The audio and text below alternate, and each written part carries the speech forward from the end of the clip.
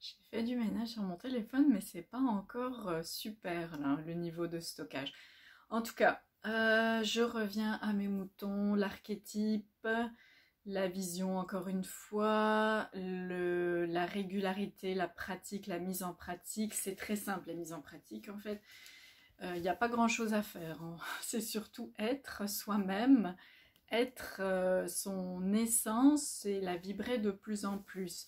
Bon, je reviens évidemment encore à la méditation parce que c'est la meilleure manière d'être.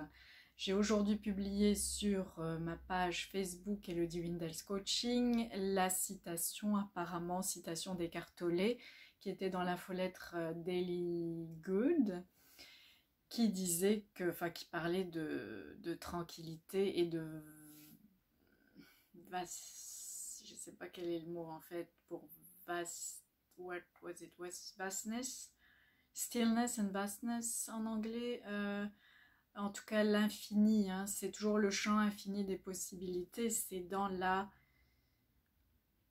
ça peut pas être dans l'action parce que c'est dans l'être, c'est dans le calme, la tranquillité, et c'est là qu'ensuite on va canaliser cette énergie d'une façon ou d'une autre pour la manifester d'une façon ou d'une autre, parce que c'est infini, toutes les possibilités existent en même temps.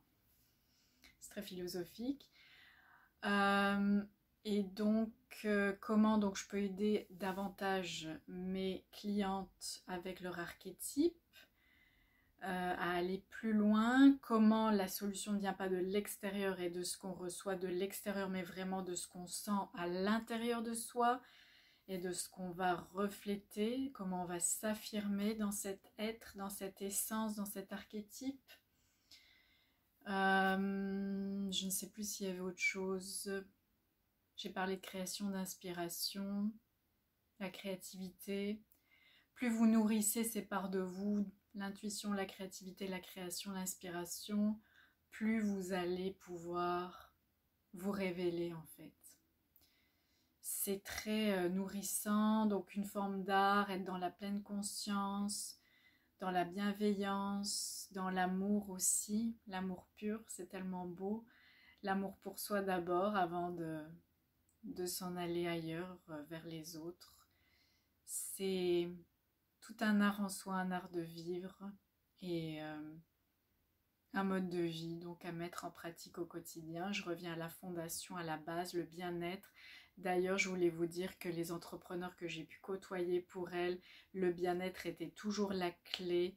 Bien que voulant se réaliser de par leur mission d'entrepreneur et leur activité professionnelle, le bien-être était fondamental pour ces personnes et c'est ce que je propose évidemment. Je vais devoir vous quitter, le temps presse. Namasté.